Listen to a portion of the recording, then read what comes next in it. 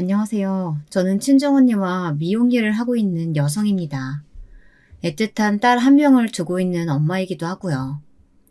친구가 소개해줘서 이 사연 채널을 알게 되었답니다. 적적하게 지내는 가운데 큰 힘이 되어주더군요.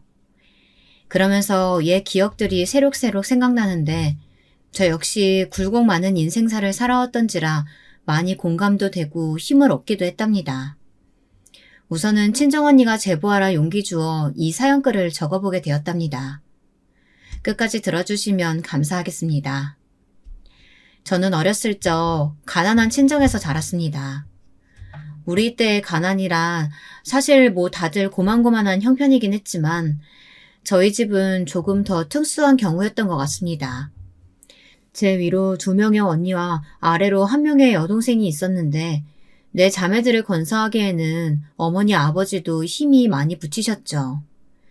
게다가 여자가 4명인 집이라니 아마도 예상하셨겠지만 저희 어머니는 아들을 낳기 위해 계속 임신을 하고 애를 낳다가 결국 저를 가지고는 포기하신 경우였습니다. 그 바람에 저희 친할머니, 그러니까 시어머니로부터 저희 어머니는 참으로 많은 구박을 견디며 사셨더랬죠.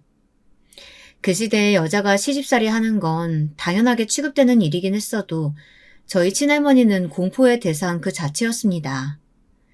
친할머니는 저희 어머니에게도 부직갱이를 쳐들거나 국자로 등을 내리치는 행위들을 아무렇지 않게 하셨어요. 저희들에게도 마찬가지였습니다. 특히 가장 막내였던 제가 여자라는 걸 알게 된 후엔 그 노여움이 더욱 커지셔선 거의 집안의 폭군과 다름없었답니다. 그 분노의 화살이 다 제게로 옮겨진 건 말할 필요도 없는 사실이고요. 계집애가 뭘 그리 행동이 굼뜬 거야? 내가 저기 밥상 가져오라고 했냐 안 했냐? 너 네 할미 말 귀담아 안 듣냐? 귓구멍이 막힌 게야? 죄송해요 할머니. 얼른 가져올게요. 밥상 가져오고 네 할아버지 물 갖다 드리고 다 하고선 시장에 네 언니들이랑 심부름 가야 한다고. 몇 번을 말했냐. 계집애로 태어난 것도 밉상인데 하늘질 때까지 마음에 안 들어서는 원. 아유, 애미야, 자식 교육 너 똑바로 시켜. 네 딸년들 똑바로 교육시키라고. 안 그럼 내가 아주 혼쭐을 내줄 거야. 어린 시절 제게 친할머니의 존재는 사실상 제발 없어졌으면 하는 그런 존재였습니다. 나쁜 생각이라는 것을 알면서도 그렇게 바라고 있었죠. 이런 제 마음을 아는지 어머니께서는 저를 특히 더 어르고 달래며 이렇게 말씀하시곤 했죠. 미선아, 다 지나갈 거야. 할머니도 너희가 밉고 싫어서 그런 게 아니고 엄마가 마음에 안 드니까 그래서 괜히 너희들한테도 화풀이 하는 거야. 다 엄마 탓이니까 너무 할머니 원망하지 말렴. 알았지? 엄마, 그게 무슨 말이야? 난 무슨 말인지 모르겠어. 도대체 모르겠다고. 왜 아빠는 엄마를 할머니한테서 보호해주지 않는 거야? 엄마는 왜 툭하면 할머니한테 싫은 소리 들어야 하는 거냐고. 우리는 왜 툭하면 종아리를 얻어맞아야 되는지 다 모르겠다고. 나 이 집 싫어. 정말 너무 싫어서 이젠 지긋지긋해. 제가 한 맺힌 말을 하며 소리를 내면 어머니는 그런 저를 껴안고 한참을 엉엉 우셨습니다. 마치 할머니 앞에선 울지 못한 울음을 막내딸을 껴안고 원 없이 운다는 듯 참으로 서럽게 우셨어요. 그 울음소리가 너무 가슴이 아파 지금도 가끔씩 그날의 장면을 떠올리곤 합니다. 저희 친정언니들 역시 저처럼 모두 할머니를 증오하고 하루빨리 집에서 나갈 날만을 기다리곤 했는데 그것을 가장 먼저 이뤄낸 건 첫째 언니였습니다. 나이가 가장 많기도 했고 첫째 언니는 공부머리가 별로 없었지만 손기술은 좋아서 미용실에 취직하고 싶다고 줄곧 말해왔었거든요.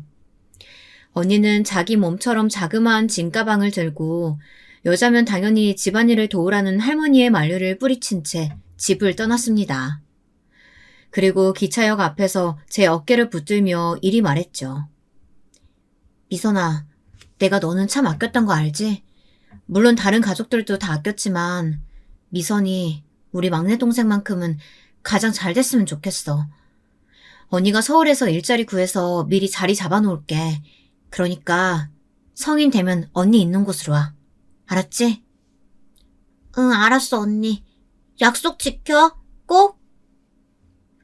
첫째 언니의 그 말은 제게 바닷속 어둠을 밝히는 등대와 같았습니다. 순간 머릿속 전구가 번뜩 켜지는 게 느껴졌어요. 당시엔 고작 13밖에 안 된 계집애의 생각일 뿐이었지만 저는 정말로 성인이 되기도 전 길을 떠났습니다. 첫째 언니가 있는 곳으로요. 제가 생각보다 이르게 길을 떠나게 된 데는 한 사건이 있었는데요. 바로 어느 날 여느 때처럼 시어머니의 모진 소리를 들어가며 밥을 차리고 있던 어머니가 그대로 부엌에서 쓰러져 병원으로 이송된 것이에요. 어머니는 병원으로 실려가는 동안에도 저희 언니들과 제 이름을 번갈아 부르시며 의식을 차리려 애쓰셨어요. 저는 왠지 모를 불길한 기분에 눈물만 뚝뚝 떨구었고요. 언니들도 모두 어찌할 바를 모르고 울고만 있는데 단 한 분 할머니만 소름 끼치도록 차분한 상태였습니다. 애석하게도 이미 병원에 도착했을 때 어머니는 손을 쓸 수 없는 상태였고 저희 딸들을 부르짖던 어머니의 그 외침은 유언이 되고 말았습니다. 그런데도 할머니는 여전히 그 상황에서마저도 독하게 구시더군요. 아니, 지금 생각해도 그건 차마 사람이 해서는 안 되는 말이었어요. 아니, 아범아. 무슨 장례식을 그렇게나 거하게 치러줘? 그냥 적당히 하고 말지.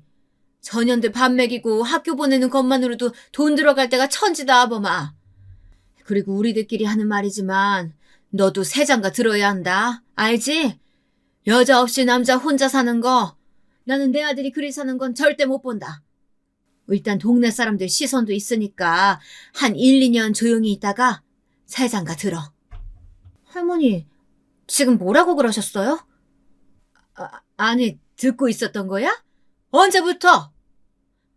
지금 우리 엄마 장례를 뭐 어떻게 하자고요?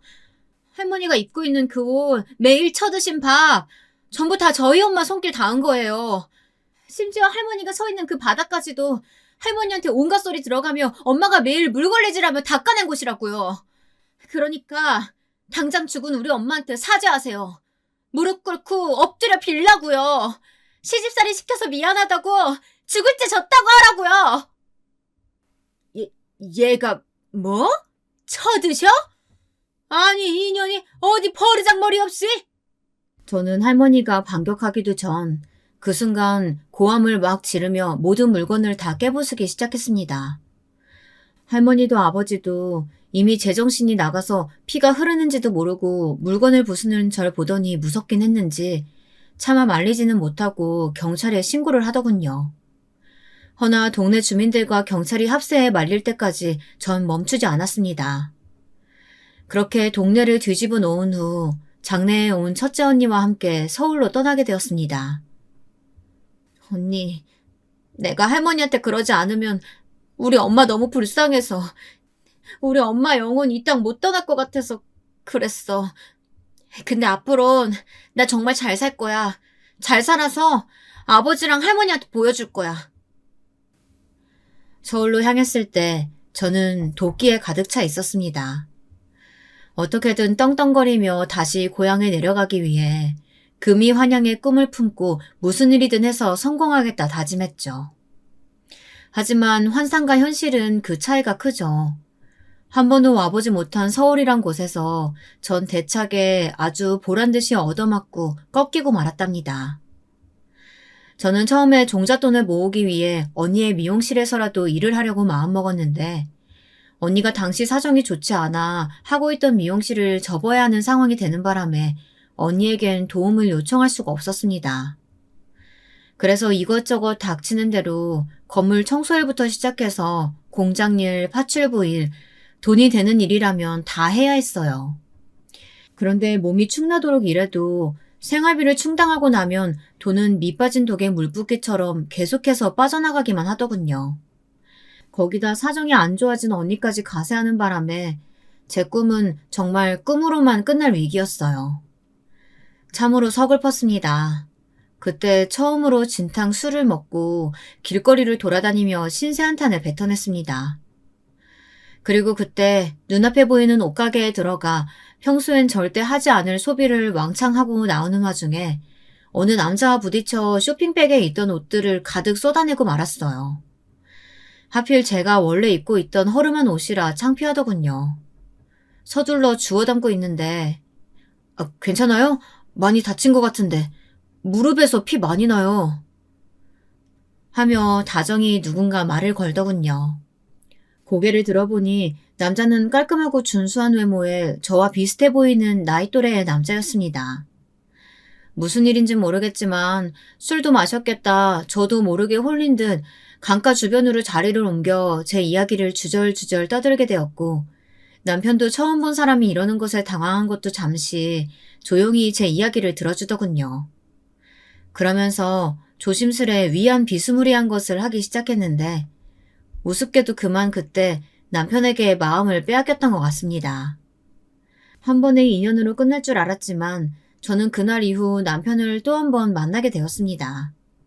이번의 만남은 저번처럼 야심한 밤이 아닌 환한 낮에 서로 수줍은 얼굴을 가지게 된 만남이었습니다.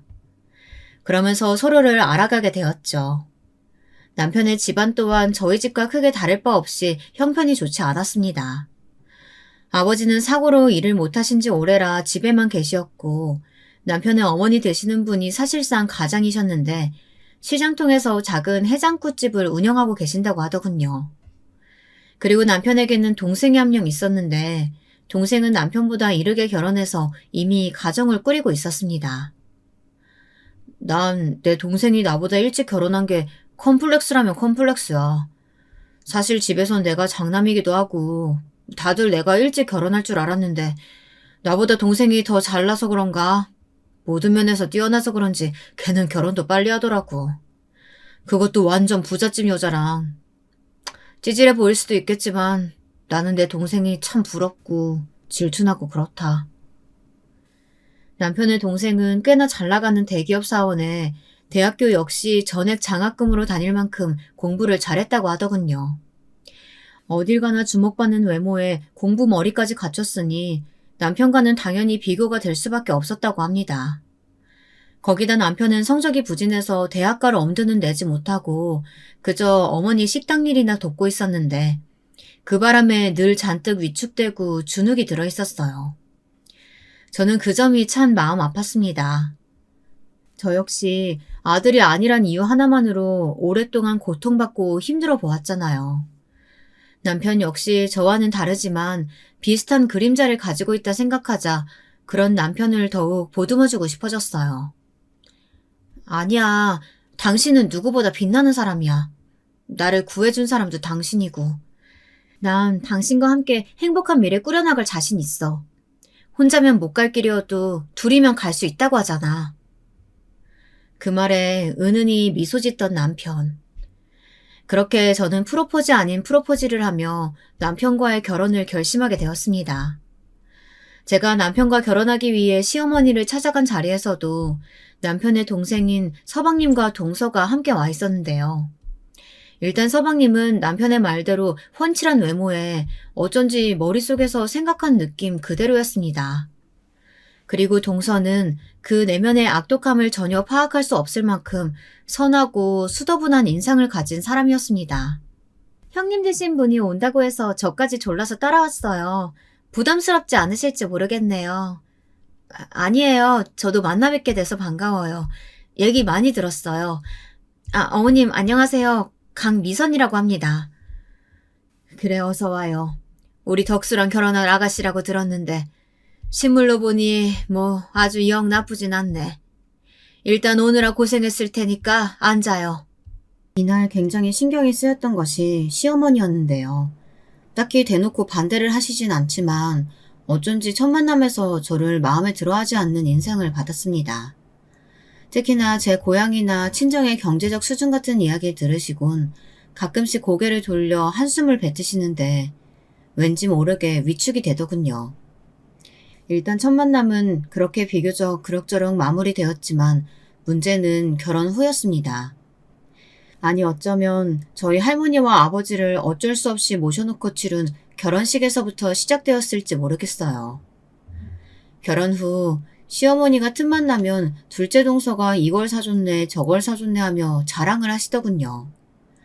처음엔 크게 귀담아 듣지 않으려고 했지만 어쩐지 그 말엔 저에게도 뭔가를 요구하시는 것 같아 조금 불편해지기 시작했습니다.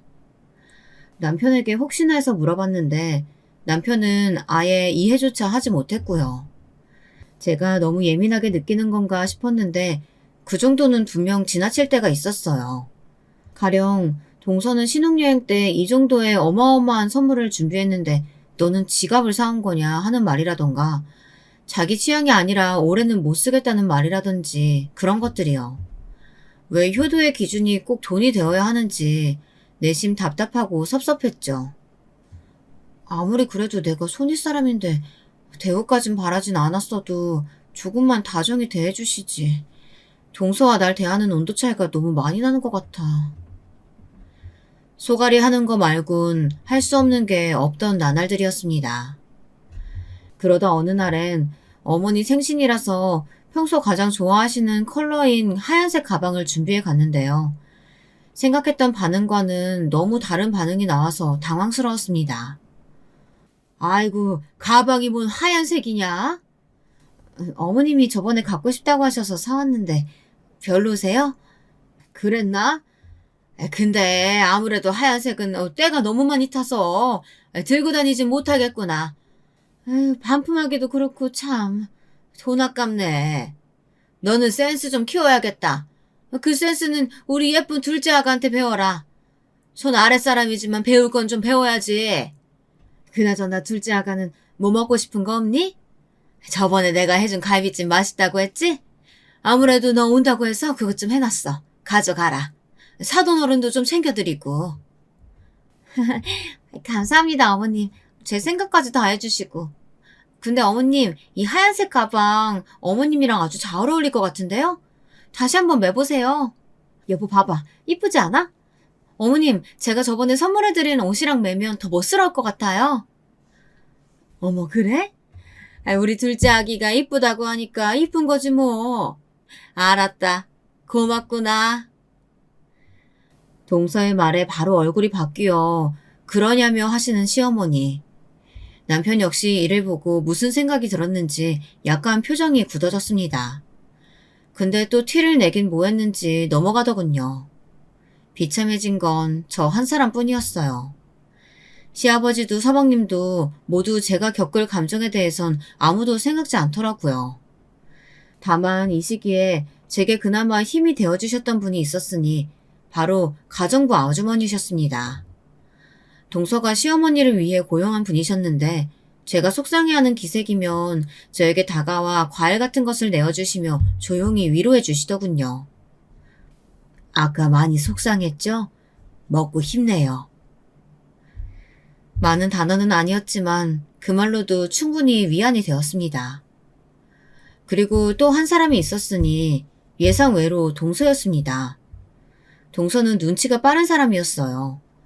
동서의 친정이 부자라는 것에 사실 조금 거리감을 느껴 편하지 않은 상태였는데 분위기가 안 좋아지면 바로 화제를 돌려 저를 추켜 세워주려고 하더군요. 그 노력이 보이니 저도 조금씩 동서가 다르게 보였습니다. 게다가 어느 날은 제가 생각지 못한 이벤트까지 준비했더라고요. 남편에게도 못 받아본 이벤트를 말입니다. 너 우리 둘째 아가가 사준 이 가방 봤니? 내가 이미 자랑했나? 너도 이 가방 어디 건지 알지? 백화점에서만 살 수 있는 물건이야. 하기야 아무리 총구석에서 자란 너라도 알 건 알겠지. 그날도 여지없이 동서 자랑을 해대며 하나부터 열까지 동서의 훌륭한 점을 일일이 열거하시는 시어머니를 상대하느라 저는 지쳐 있었는데요. 제가 집에 갈 때가 되자 갑자기 동서가 마중을 나오겠다며 따라 나오더니 남편 차 쪽으로 와서 제게 쇼핑백 하나를 건네더라고요.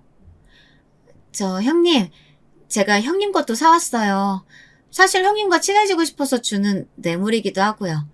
별거 아니지만 예쁘게 들고 다녀주세요.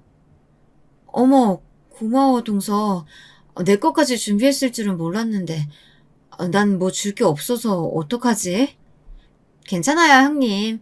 형님 기뻐하시는 그 표정이면 저한테 충분해요. 말을 참 이쁘게 하는 모습에 제 마음도 작게 일렁였어요. 사실 돈이 많은 집안에서 태어났으니 그저 거만하고 조금은 저한테 텃세도 부릴 것으로 예상했는데 의외로 첫인상처럼 수더분하고 사람이 진실하더군요. 자신의 속 이야기까지 하며 다가오는 모습에 깊은 감동을 받기도 했습니다. 아마 동서가 잠깐 커피를 마시자며 저를 부른 날이었을 거예요. 형님이 저를 어떻게 생각하실진 모르겠지만 저 겉으로 보이는 모습처럼 막 행복한 집에서 자란 건 아니에요. 물론 저희 아버지가 큰 회사 운영하시고 그 덕에 제가 편히 산 건 맞아요. 하지만 저는 단 한 번도 행복하지 못했거든요. 우울증도 있었고요. 어느 날은 엄마가 안 되겠는지 절 데리고 병원에 데려가시기도 했는데 약 먹어도 고쳐지지가 않더라고요. 얼른 아이를 가져야 이 병이 나아질까 싶기도 하고. 저나 그이가 계속 아이 갖기 위해 노력 중에 있거든요. 제가 나이가 많은 편이 아닌데 왜 안 생기는지 모르겠어요. 요즘은 아무튼 아기도 안 생기고 해서 더 우울한 것 같아요. 동서가 그런 사정이 있었구나. 나는 전혀 몰랐네. 동서가 힘들게 자랐을 줄은. 사실 나야말로 동서한테 미안한 마음이 드네. 괜히 부잣집 사람이라고 해서 새침하고 고집 있는 사람일 거라고 생각했거든. 근데 동서를 경험해보니까 정말 성숙한 사람이더라. 고마워. 시어머니가 매번 이렇게 모질게 굴 때마다 막아주고 노력해줘서. 그리고 아이는 사실 하늘이 주는 거라고 하잖아. 분명 엄청 이쁘고 튼튼한 아기 천사가 오려고 시간이 좀 걸리는 걸 거야. 그러니 긍정적인 마음가짐으로 조금만 기다려보자. 그럴까요? 정말 그럴까요, 형님?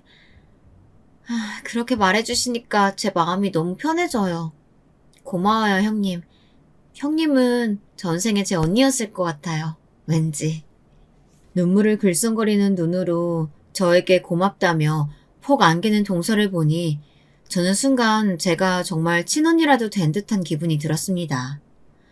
딸부잣집에서 자라 언니들 간의 유대관계엔 익숙한 편이었지만 그래도 막내였기에 언니들의 보살핌을 받는 것에만 익숙했었는데 동서에게 언니란 단어를 들으니 어딘지 모르게 내게 힘이 생긴 것 같은 동서를 지켜주고 싶은 그런 마음이 들더라고요.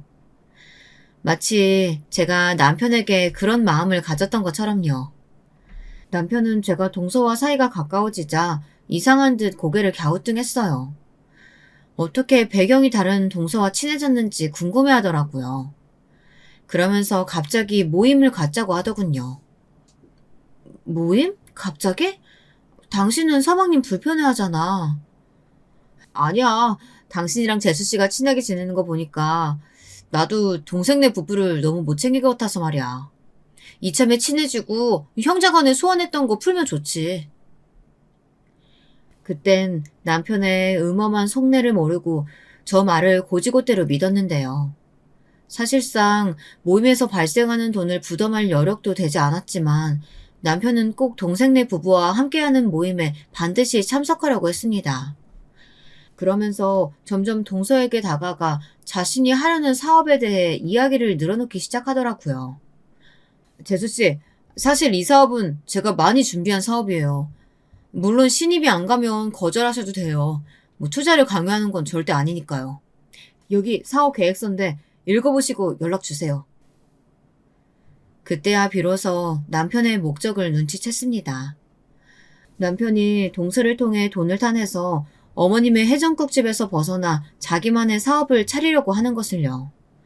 솔직히 전 동서가 거절할 줄 알았습니다. 아무리 가족이라고 해도 돈 관계는 철저히 해야 한다는 것을 알고 있을 거라고 생각했거든요. 그런데 사업 계획서를 읽어봤다며 연락해온 동서가 뜻밖에도 남편의 사업에 적극 투자하겠다고 하는 거예요. 정말이에요, 재수씨? 저야 너무 고맙죠. 재수씨 덕분입니다. 네, 한번 열심히 해볼게요. 동생이요? 네, 동생한테도 말해보고 있어요. 저는 내심 동서의 결정에 놀라기도 하고 혹여나 가족관계가 돈 문제 때문에 어그러질까봐 걱정도 되었지만 동서 스스로가 신중하게 내린 결정이라고 하는 말에 달리 할 말이 없었습니다. 게다가 서방님도 회사를 그만두고 이 사업에 끼기로 하면서 어쩐지 남편이 구상한 사업은 점점 더 박차를 가해져 갔습니다. 사실 해장국 집에서만 일할 줄 알지 사업할 성향의 사람은 아니라고 생각했는데 남편은 예상 외였어요.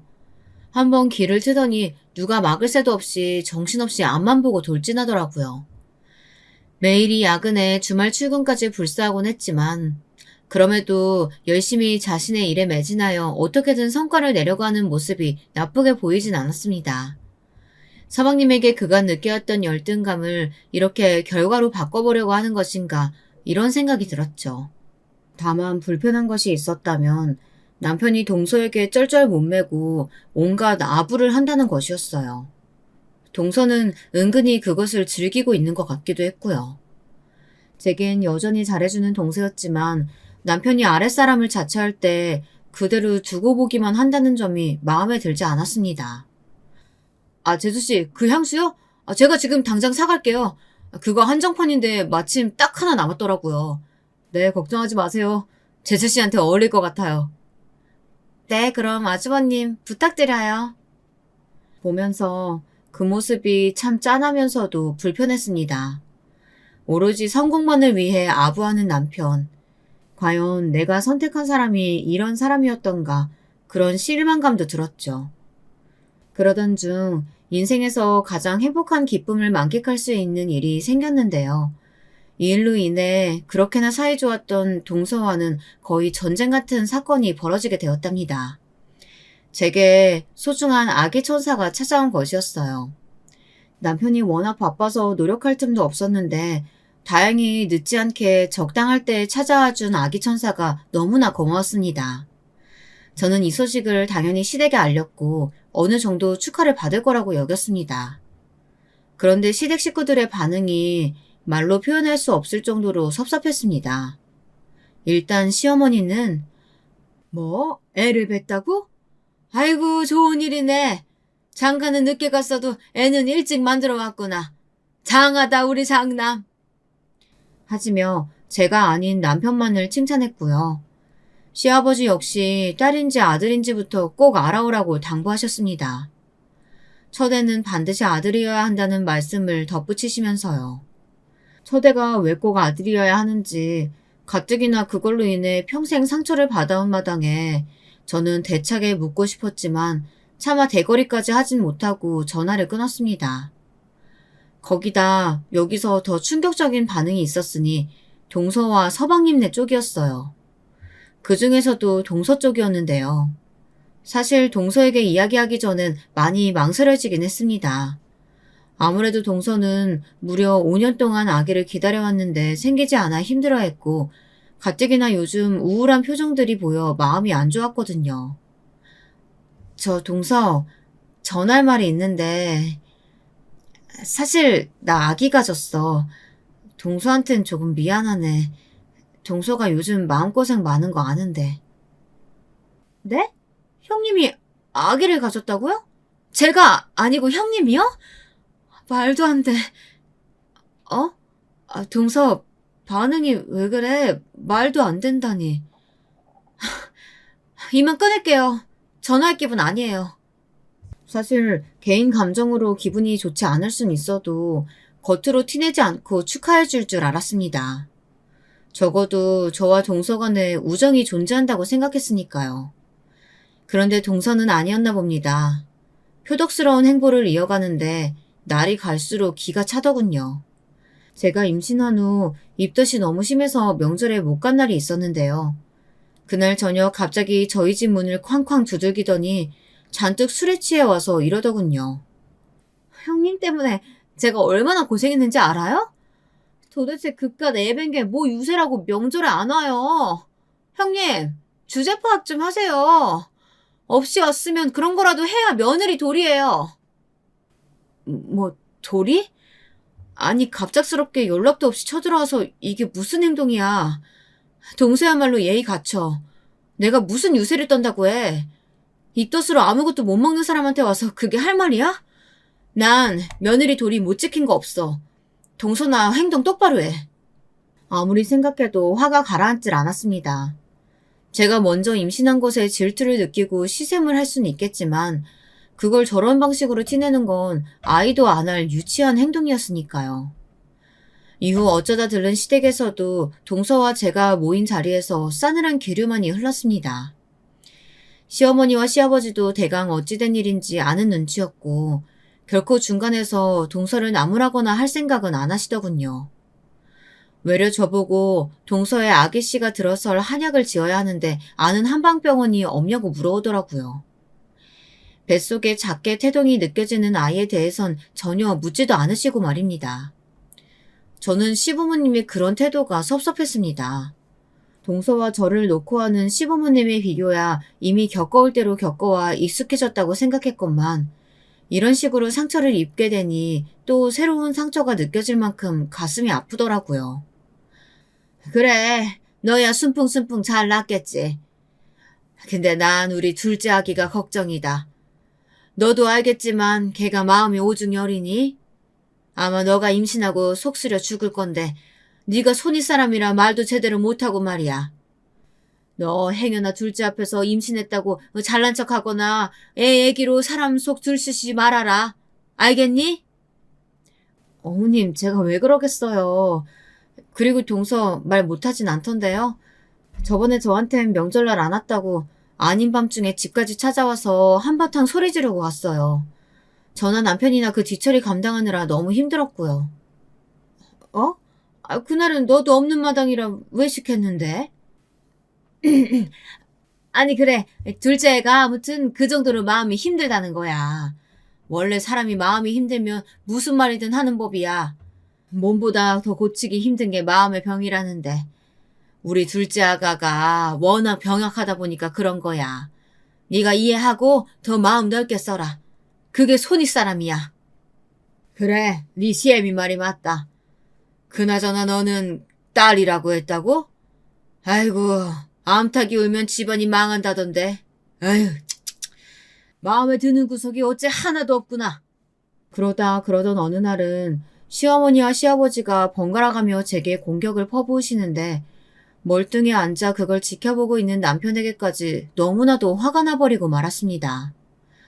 도대체 임신한 것이 뭐 그리 잘못이고 죄라고 이런 이야기를 듣고 있어야 할까요? 동서 눈치 보기 바쁘고 비위 맞추기 바쁜 시댁 식구들의 모습에 환멸이 느껴지는 순간이었습니다. 당신 왜 아까 시부모님한테 아무 말도 못했어?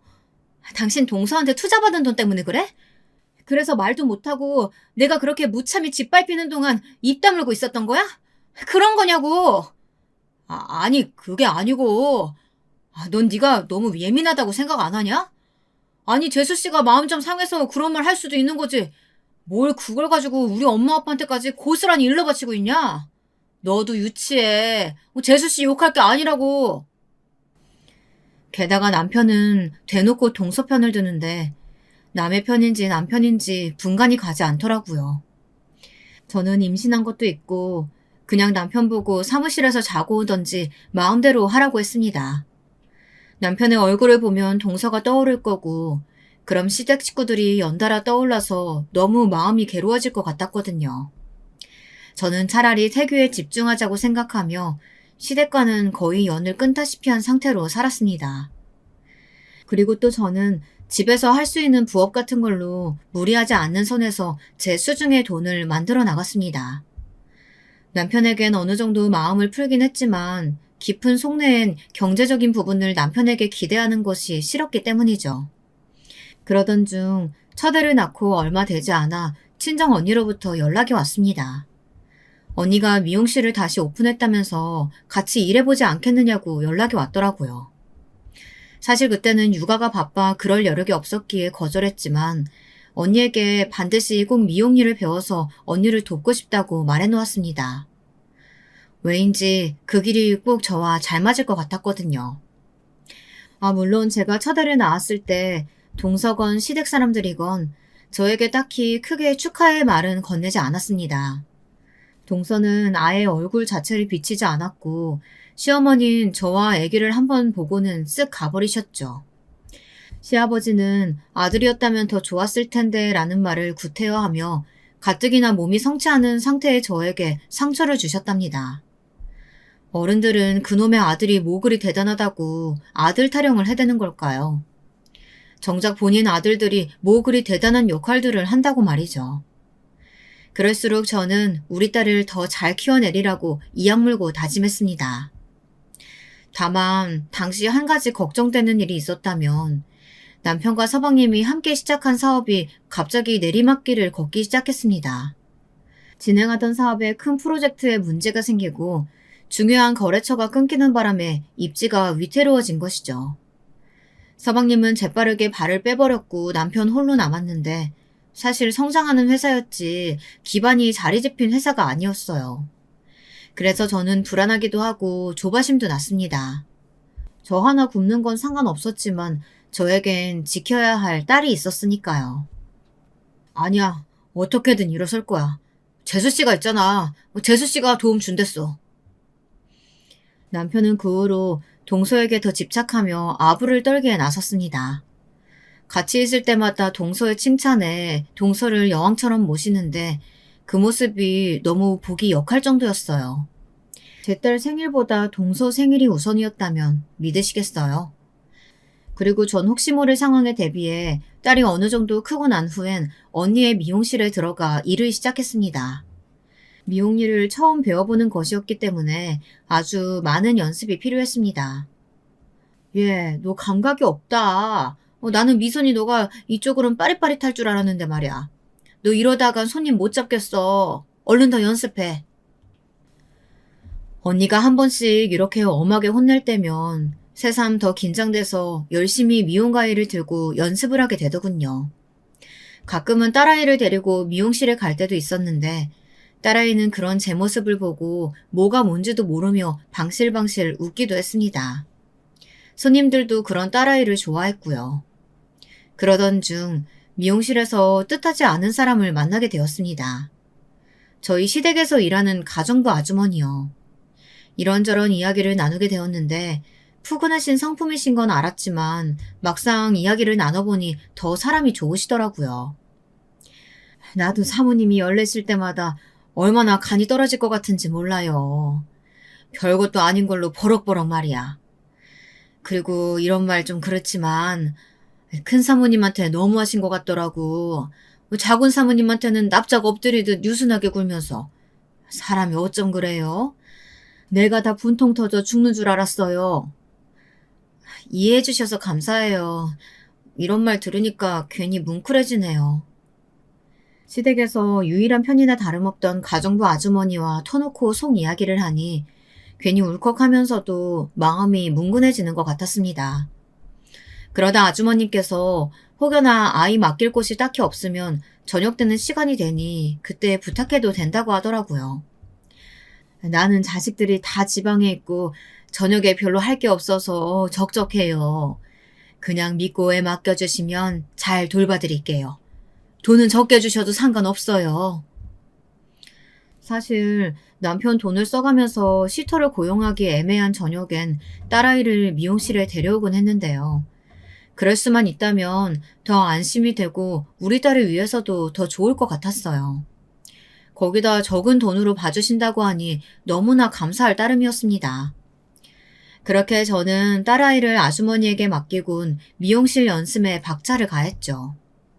다행히 실력은 빠르게 향상되어 갔습니다. 그러던 어느 날 여느 때와 같이 미용실에서 머리카락을 치우다 우연히 길을 지나던 동서를 보고 말았어요. 눈이 마주치진 않았지만 먼저 인사를 해야 하나 말아야 하나 순간 고민이 되었네요. 우리 둘 사이에 무수히 많은 일들이 있긴 했었지만 동서가 그런 행동을 한 이유가 단순히 질투심에 사로잡혀 그랬다는 것을 모르지 않았기에 만약에라도 나한테 사과를 한다면 그냥 눈 감고 용서해줄까 이런 생각이 들기도 했던 것 같습니다. 그래서 제가 먼저 나서서 동서를 부르게 되었는데요. 저는 아직도 그때 동서의 눈길, 행동, 말투 이 하나하나 다 잊지 못할 것 같습니다. 친구들과 함께 있던 동서가 저와 눈이 마주치더니 아주 무섭도록 노려보는데 마치 그 눈빛엔 살기가 어려 있었어요. 네, 형님. 오랜만이네요. 그래. 명절날도 우리가 따로따로 시댁에 가니까 이렇게 마주친 건 참 오랜만이네. 그래도 남편 통해서 소식은 듣고 있었어. 그러세요? 뭐 제 소식이야 별거 없는데. 그나저나 형님은 신수가 훤해 보이시네요? 미용실에서 일도 하시고. 그제야 저는 제가 입고 있던 옷 뒤에 떨어진 손님들의 머리카락 뭉치들을 보게 되었습니다. 조금 창피해져서 얼른 손으로 털어대자 피식 웃던 동서가 그러더군요. 형님 지금 보니까 그 미용사 일 형님한테 딱인 것 같아요. 배운 거 없고 가진 거 없음. 그런 손기술이라도 배워야 하잖아요. 잘 됐네요. 뭐? 지금 뭐라고 했어? 맞는 말 한 건데 뭐 찔리세요? 아 맞다. 그리고 아주버님한테 제가 부탁한 아침 식사 제때 가져와 달라고 말 좀 해주실래요? 내일은 중요한 약속이 있어서요. 그럼 가게 번창하세요. 저 바빠서 이만 가볼게요. 동서가 뒤돌아서는데 순간 눈앞이 뿌얘질 정도로 열이 솟고 동시에 다리는 덜덜 떨리는데 뒤이어 나온 친정언니가 무슨 일이냐고 묻더군요. 차마 털어놓지도 못하고 전 그날 그렇게 집으로 가버렸습니다. 집이 부유하니 평생 일하지 않아도 될 동서, 그리고 가난한 친정을 가진 저, 처절할 정도로 비교가 되었습니다. 심지어 자기 미치라고 생각하며 남편을 아무렇지 않게 부리는 모습들도 역시 저를 무시하는 것과 다름없다고 생각되었죠. 그런데 정작 더 큰 비극은 그 이후 벌어지고 말았습니다. 저는 아마 평생 그날을 잊지 못할 겁니다. 제 숨이 다하는 순간까지요. 그리고 그 여자를 미워할 겁니다. 비극은 제가 또 아이를 가지면서 시작되었습니다. 남편은 무조건 낳자는 주의였고 저도 생명은 귀하다고 늘 생각했기에 낳아서 잘 기르자고 다짐했어요.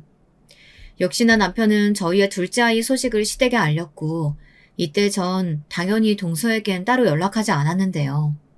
시댁에서 의외의 소식이 들려왔습니다. 갑자기 저희 소식을 듣고 그럼 축하 파티라도 하자며 주말에 오라고 하시더라고요. 첫애를 배웠을 때도 그런 축하는 없었는데 조금 얼떨떨했습니다. 일단 불러주시니 최대한 감사한 마음으로 향했는데요. 시댁에 들어서자마자 저는 그대로 기겁할 뻔했답니다. 먼저 제 순진함에 한탄했고 둘째론 저를 부른 이유를 짐작할 수 있겠더라고요. 그래 첫째 왔니? 예, 너 여기 마늘부터 좀 다지고 있어라. 뭐해 얼른 다지지 않고 곧 둘째 아가 온다니까 얼른 다져라. 오늘은 가정부 아주머니도 안 나오신다니까 네가 꼭 도와야 한다. 어머님 오늘 제 임신 축하 파티 겸 한 끼 하는 거 아니었나요? 그래 근데 그게 왜? 너 설마 놀고 먹을 생각이니? 일하지 않는 자 먹을 자격도 없다 이런 말 못 들어봤어? 군뱅이처럼 굴지 말고 얼른 손 놀려. 네 귀한 동서 먹일 갈비찜부터 시작해. 참 기가 차서 임시 축하 파티 하잔 말을 고지고대로 믿다니. 너도 참 연치가 없구나. 그리고 네 시아버지가 놓으면 담배 심부름 시킨다고 기다리고 있으니까 요리 끝나면 방으로 가봐라. 황당해서 비닐장갑도 끼지 못한 채 시어머니를 쳐다보고 있었는데 그때 뒤에선 띵동 문소리가 열리더군요. 그러면서 누군가 들어오는데 동서였습니다. 얼마 전 제게 모욕적인 언사를 일삼았던 동서의 얼굴이 불현듯 스치며 기분이 더더욱이나 불쾌해졌습니다. 이건 아니다 싶었죠. 저는 그대로 나갈 채비를 하기 위해 가방을 챙기러 갔습니다. 근데 이번엔 동서가 신경을 긁더라고요. 어머 형님 어디 가세요? 어머님이 형님께서 저 좋아하는 갈비찜 해주신다고 해서 좀 일찍 왔는데요. 형님 요리 솜씨 좋으시죠? 뭐 어머니만큼은 아니겠지만 기대하고 있을게요. 동서, 나 여기 요리하러 온 거 아니고 축하받으러 온 거야. 근데 내 생각하고는 조금 다른 그림이어서 당황스럽네. 어머님, 저 가볼게요. 임신 초기라 조심해야 할 것 같아서요. 그러자 뒤에서 시어머님의 고함 소리가 막 내질러 나오는데 전 두 악마 같은 얼굴을 뒤로 하고 바로 나와버렸습니다. 얼굴이 시뻘거진 채로 마구 엘리베이터 버튼을 누르고 기다리고 있는데 가는 날이 장날이라고 하필 점검 중이라는 표시가 뜨더라고요. 어쩔 수 없이 계단을 내려가야 했습니다. 그런데 그때였어요. 2층쯤 왔을 때 한 발을 뻗었는데 문이 열리는 소리가 들리더니 누군가 뒤에서 저를 부르더라고요. 형님! 동서 미안한데 상대할 기분 아니니까 가. 형님! 왜 섭섭하게 그냥 가세요. 꼴에 자존심은 있다고 지금 뻗대고 있는 거예요? 돈 없으면 아주버님처럼 차라리 그냥 납작 엎드리시지. 형님도 참 그렇네요. 동서의 말에 또다시 혈압이 올라올 것 같아 머리를 짚으며 제가 다시 반격하려는데 그때였습니다. 갑자기 섬뜩한 미소를 짓던 동서가 제 어깨를 밀었고 중심을 잃은 저는 그대로 떼구르르 계단에서 굴러버렸습니다. 순간적으로 배가 세게 짓눌린 기분이 들어 급하게 손으로 배를 움켜잡았지만 머리를 크게 찌인 건지 앞이 어질어질해지더군요. 그러면서 의식을 잃었던 것 같아요. 깨어나 보니 응급실이었는데 남편을 포함한 시댁 식구들이 마치 저를 동물원 원숭이 보듯 쳐다보고 있더라고요. 게다가 이어지는 의사 선생님의 말씀은 너무나 충격적이어서 차라리 기억을 잊어버리고 싶을 정도였습니다. 저의 소중한 아이가 충격에 의해 유산이 되었다는 말이었죠. 임신 초기라 조심했어야 할 시기인데 찾아오기로 했던 소중한 생명, 소중한 삶이 단 한 사람으로 인해 망가져버린 것이었습니다. 때마침 보이는 동서의 눈빛에 전 곧바로 동서를 가리켜 터진 입술로 겨우 한마디씩 내뱉었습니다. 동서가 밀쳤어요. 그런데 기겁할 거라고 생각했던 시댁 식구들은 모두 외려 저를 이상한 사람 보듯 쳐다보더군요. 아마 살면서 그런 가해는 처음 당해봤던 것 같아요. 그렇게까지 억울한 상황에 몰려 처절하게 눈물을 흘릴 수밖에 없던 상황은 살다 처음 겪어보는 일이었습니다. 아가, 너 머리를 심하게 다쳤구나. 무슨 이 천사 같은 동서가 너를 밀었다고 그러는 거야. 어머 얘, 뇌 검사 좀 해봐야겠다. 가뜩이나 미용일 배운다는 애가 머리까지 나빠서야 되겠니? 그러니까요 형수님. 너무하시네요. 아무리 저희 와이프한테 억하심정이 있으셨다고 해도 그렇지 어떻게 저 와이프를 이런 일에 의심하실 수가 있어요? 그러니까요. 형님, 제가 그랬다는 증거 있으세요? 동서가 악마 같은 미소를 띠며 부들부들 떠는 제 손을 붙잡는데 구역질이 나올 것 같았습니다. 이 가운데 꿀먹은 벙어리 마냥 가만히 있는 남편도 마찬가지였어요. 남편은 이미 알고 있는 눈치였습니다. 제가 동서에 대해 한두 번 험담을 했던 것도 아니고 동서의 진면목에 대해선 남편도 알 만큼 알고 있을 테니까요. 하지만 돈이란 것이 참 더럽고 무서운 것인가 봅니다. 당신이 머리를 많이 다쳤나 봐. 재수 씨 목소리 들었다고? 혹시 다른 사람 목소리랑 착각한 거 아닐까? 어떻게 을씨까지 이른 마당에 재수 씨 목소리라고 확신할 수가 있어. 당신이 잘못 들은 걸 거야. 일단 푹 쉬어. 아기도 이랬으니까 몸도 많이 아플 텐데. 그 순간 제 속에 감당할 수 없는 불길이 치솟았는데요. 저를 두고 우르르 나가버리는 시댁 식구들과 남편을 보며 혀라도 깨물어 거짓말을 하지 않았다는 것을 알리고 싶은 심정이었습니다. 하지만 비상계단에 CCTV가 설치되어 있는 것도 아닌데 어떻게 제 말을 입증할 수 있을까요? 아마 동서도 이 점을 노리고 저를 계단에서 밀어버린 거 아닌가 싶습니다. 정말 무서운 사람이었죠. 그 후 제가 친정언니를 소환해 울며불며 이 일을 털어놓자 언니는 저보다 더 버럭 화를 내며 길길이 날뛰었어요. 당장 시댁에 쳐들어가겠다는 걸 일단은 말렸죠. 하지만 저는 언니처럼 화를 낼 기력도 없었습니다. 퇴원할 날이 되자 어느새 제 발은 이미 옥상으로 향하고 있었어요. 병원 옥상이요. 그간 너무 많이 지쳤던 것인지 살 의욕도 없고 밉지만 가족이라 믿었던 사람들이 일제히 저를 배척하는데 마음의 상처가 너무 가혹해서 이대로 눈을 감고 죽고만 싶었습니다. 그런데 참 사람 일이란 게 신기하죠. 제가 문을 열고 한 발을 디디려고 할 때 주머니에 넣어두었던 핸드폰에서 알림이 하나 도착하더라고요. 원래 같았으면 그대로 직진했겠지만 문득 우리 친정언니가 생각나면서 언니에게 유서 비스무리한 말이라도 남겨야겠다는 생각이 들어 핸드폰 메신저를 열었습니다. 하지만 예상치 못한 동영상 하나가 전송되어 있더군요. 의문이 들어 동영상을 재생시켜보니 그건 정말이지 기적 같은 동영상이었습니다. 동서가 저를 미는 장면이 여실히 찍혀있는 그런 장면이었는데요. 구도를 보니 제가 엎어진 계단 바로 아래층 계단에서 찍은 것 같은 영상이었습니다. 발신은 을 보니 가정부 아주머니셨어요.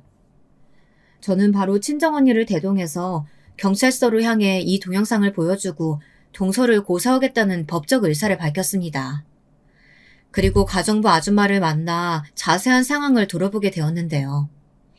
더 기막힌 사실이 숨겨져 있더라고요. 내가 그날 사모님 댁에 못 가게 됐잖아. 근데 핸드폰을 놔두고 온 게 생각난 거예요. 그래서 나도 늙었나 보다 하고 사모님 댁 계단에 올라가고 있는데 작은 사모님이 또 큰 사모님에게 뭐라고 하는 소리가 들리더라고요. 그때 저도 모르게 힘들어하시던 큰 사모님 생각이 나서 이걸 큰 사모님 남편분에게라도 보여줘야겠다 싶어서 카메라를 켰어요. 근데 세상에 이 일이 일어난 거예요. 굴러떨어져 있는 큰 사모님을 작은 사모님은 한참이나 바라봤어요. 의식을 잃은 것도 알면서도 혼자 웃고 낄낄거리는데 무서울 지경이더라고요. 일단 저도 몸을 숨기긴 했지만 어떻게든 이 사실을 알려야겠다 싶어서 동영상 보낸 거예요. 심지어 아주머니는 저번 날에 동서가 통화로 절 밀어버려 애를 떼버리고 싶다는 말을 한 것도 엿들었다고 합니다. 경찰에도 그대로 증언을 해주셨고요. 덕분에 저는 평생 풀리지 않았을 한을 기어이 풀 수 있었죠. 기적의 동영상 덕분에 말입니다. 그리고 눈 감고 모른 척 하셨을 수도 있지만 그러지 않고 제게 동영상을 보내주시고 아이까지 돌봐주시는 아주머니에게 너무 감사드려 살해를 했습니다. 동서 역시 변호사를 썼지만 꼼짝없이 구속되어 법의 심판을 받았고요. 가장 통쾌한 건 시댁 식구들이 모두 제게 엎드려 조아리기 시작했다는 거예요. 동서가 그렇게 되었으니 서방님은 말할 것도 없고 남편은 동서의 지원을 못 받게 되자 안달이 나서 저에게 연락을 해댔어요. 하지만 저는 깡그리 무시했습니다. 참으로 통쾌한 한방이었습니다. 지금까지의 제 삶을 돌이켜봤을 때 이번 사건이 아니었다면 어쩌면 저는 아마 평생 누군가의 노래처럼 목에 줄을 묶인 채 아등바등 살아야 했을지 모릅니다. 하지만 이번 사건을 계기로 하나를 얻어갔어요. 지긋지긋한 결혼 생활을 청산한 것이요. 그것만으로도 저는 만족합니다. 동시에 인간보가 아직 자명하게 존재한다는 사실을 깨달을 수 있었고요. 세상을 전보다 좋은 시선으로 바라보게 되었답니다. 아직은 살만한 세상인 것 같아요. 좋은 사람들이 선한 용기를 가지고 행동하는 일이 종종 있으니까요. 지금까지 사연 들어주셔서 감사합니다.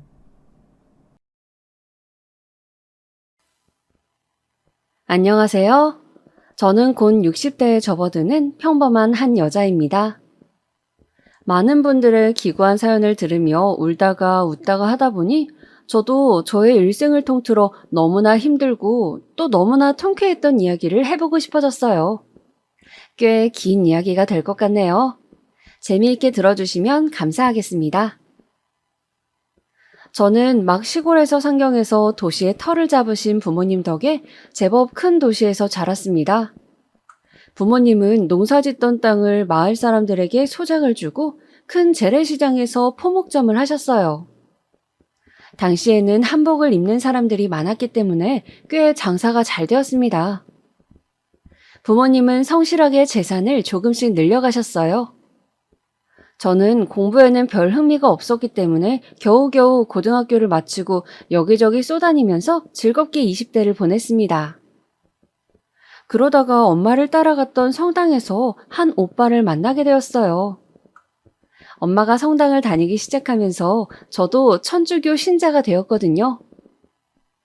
사실 저와 그 오빠를 연결시키려고 두 팔 걷어붙이고 나선 것은 오빠의 어머니였는데 성당에서 가끔 마주치면 항상 밝게 인사를 하시고 저희 모녀에게 너무나 친절하셨기 때문에 부모님은 예비 시어머니가 되실 분에 대해 좋은 인상을 가지고 계셨어요. 또 오빠네 집이 재산은 별로 없지만 직장은 제법 큰 회사를 다니고 있었기 때문에 우리도 사는 게 나쁘지 않으니 큰 욕심 안 부리는 게 좋을 수도 있다고 생각하셨던 것 같아요. 돈보다는 사람이 우선이라는 생각이셨죠. 저도 가끔 성당에서 마주치면 꾸벅 고개를 숙여 목례를 하던 키가 크고 준수한 외모의 오빠가 싫지 않았고 결혼을 통해서 뭔가를 얻고 싶다거나 그런 욕심도 딱히 없었기 때문에 지금껏 그랬던 것처럼 부모님의 말씀을 따르기로 했습니다. 그래도 혼사가 워낙 자식의 인생에서 큰일이다 보니 부모님은 예비시댁에 대해서 성당 사람들에게 물어 이것저것 정보를 알아보셨다고 해요. 사람들 사이의 평판에 대해 뒷조사 아닌 뒷조사를 하신 거죠. 제가 외동인지라 무척 걱정이 많으셨고 매사에 원래 철두철미 하셨거든요. 그렇게 한동안 열심히 알아봐도 오빠네 집안에 대해서는 좋은 이야기만 들려왔어요.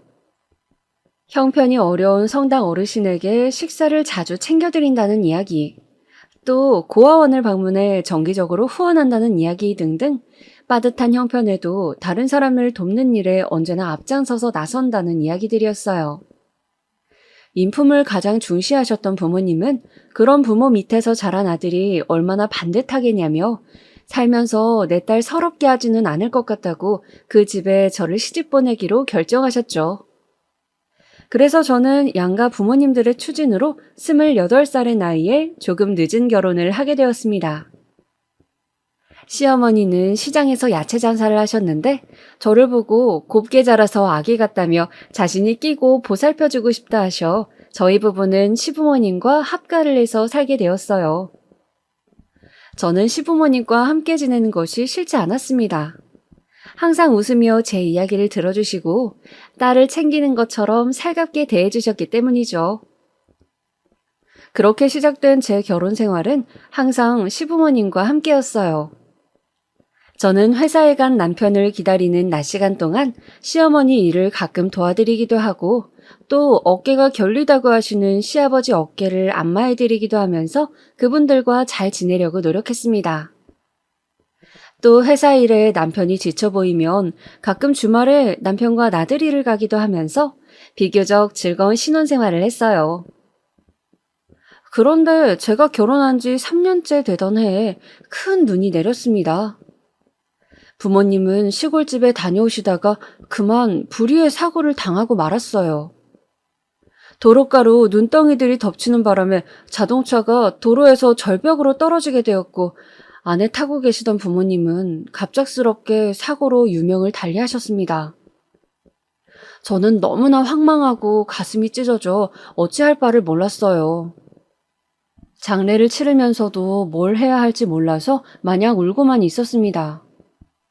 심지어 저는 그때 임신 초기였거든요.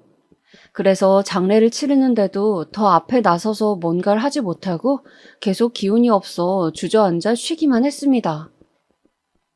고맙게도 시부모님과 남편이 나서서 모든 일을 처리해주고 상심에 몸을 가누지 못하는 저를 살뜰히 챙겨주었습니다. 저는 부모님이 그렇게 황망하게 가시고 형제도 없는 외동이었기 때문에 하루아침에 피부치가 사라져버린 신세가 되었죠. 그렇지만 마냥 울고 있을 수는 없었어요. 저는 떠나면서 제 걱정을 하셨을 부모님께 부끄럽지 않게 힘을 내서 열심히 가정생활을 하고 씩씩하게 살아야겠다고 생각했습니다. 뱃속에 아기라도 없었다면 얼마나 더 마음이 허전했을까 생각하면서 저는 슬픔을 견디며 태교에 힘쓰려고 노력했습니다. 그런데 어느 날 시어머니께서 제가 생각지도 않았던 이야기를 하시는 것이었어요. 예, 며느라가 저기 삼거리에 갈비집 자리가 났다더라. 내가 또 갈비탕을 기가 막히게 끓이거든. 누가 식당 하나 차릴 돈만 마련해주면 진짜 대박 날 자신 이 있는데 요즘 야채 장사도 시원치 않구나. 맞아, 여보. 우리 엄마 갈비탕 저번에 먹어봤지? 국물이 완전 기가 막힌다니까? 차리기만 하면 돈 쓰러 오는 건 완전 당연한 거지. 그렇게 한동안 저에게 제가 받은 유산으로 식당을 차리면 앞으로 우리 가족 모두가 먹고 살 걱정 없이 편히 살 수 있다고 온 시댁 식구들이 반복적으로 이야기를 하더군요. 만약 그냥 주는 게 좀 걸리면 당장 이자 없이 빌려주는 것으로 생각해도 되지 않겠냐고 차용증을 써주겠다고 하셨습니다. 어차피 우리가 장사로 잘 되면 그 재산 다 네 뱃속에 있는 아기가 다 상속받을 건데 다 같이 더 좋은 방향으로 가자는 것이라고도 하시더군요.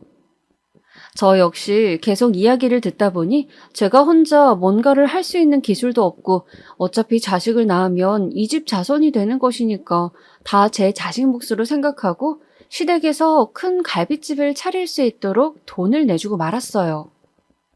그래도 마음 한구석이 찝찝해서 차용증은 써서 공증을 받아 장롱 안에 잘 보관해 두었고요. 그러나 사람이 화장실 들어갈 때랑 나올 때가 다르다 하던가요?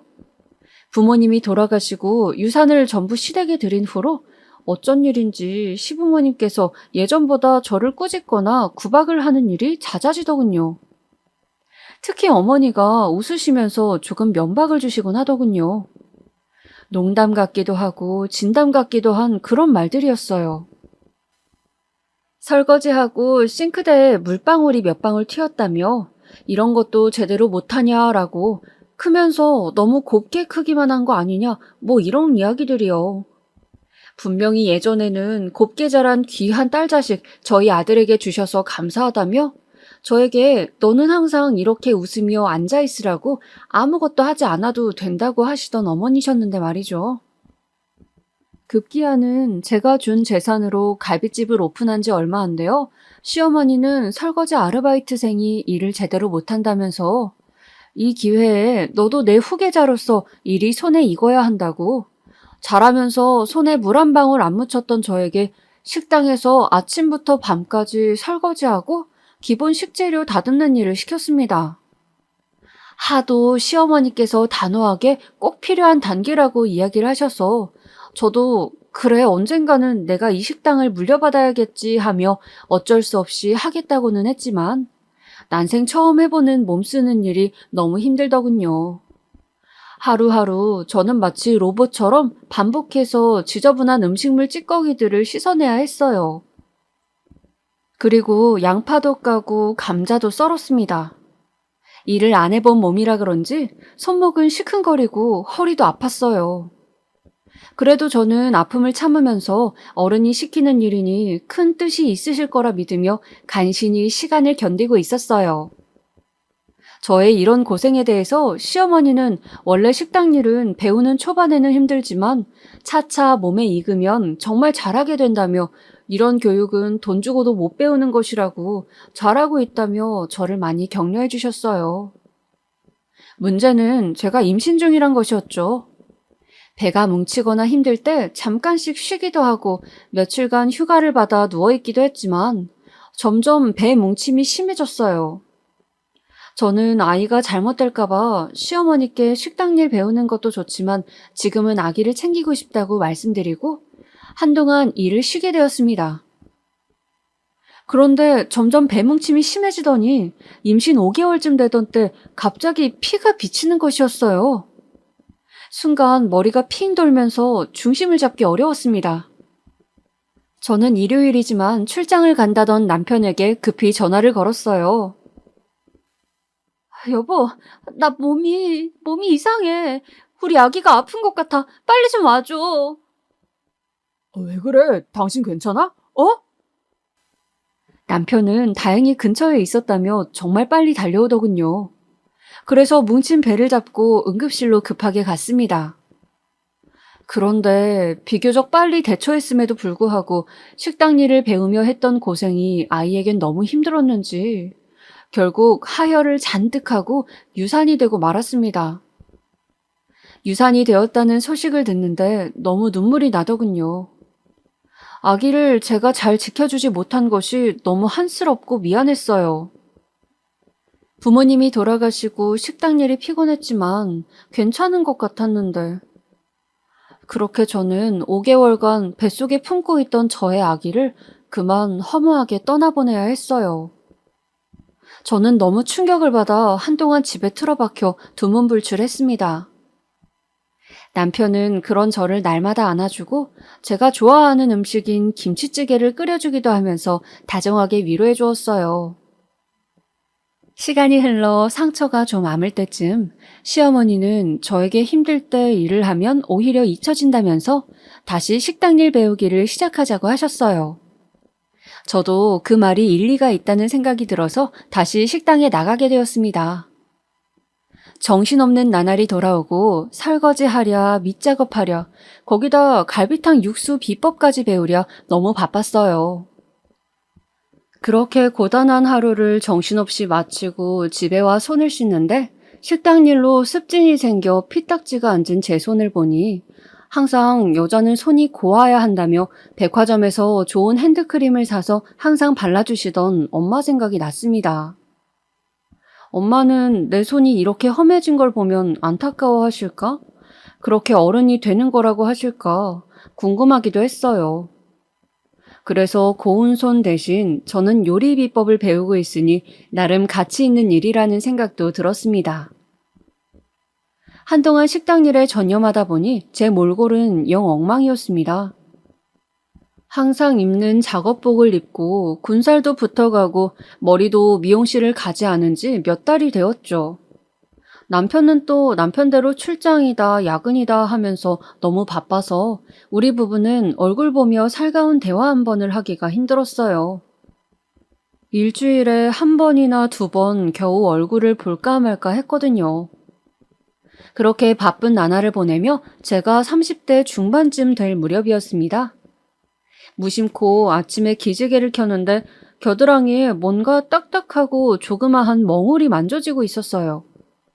이게 뭐지 싶어서 요리조리 만져봐도 틀림없는 작은 혹 같은 것이었는데 어디 병원을 가야 하는지 몰라 동네 내과를 찾아갔습니다.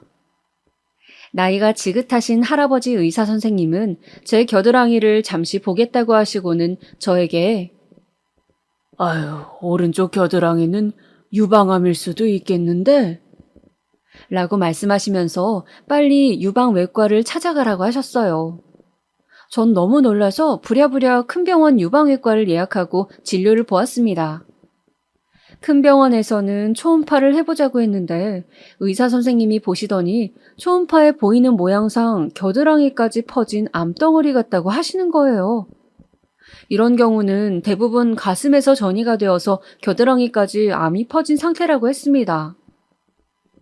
2기에서 3기 정도 된다고 말씀하셨어요. 저는 하늘이 무너지는 것 같았습니다. 이렇게 결혼 후 고생만 하다가 내 자식 한번 낳아보지도 못하고 죽는 것인가 하는 생각에 눈앞이 캄캄했어요.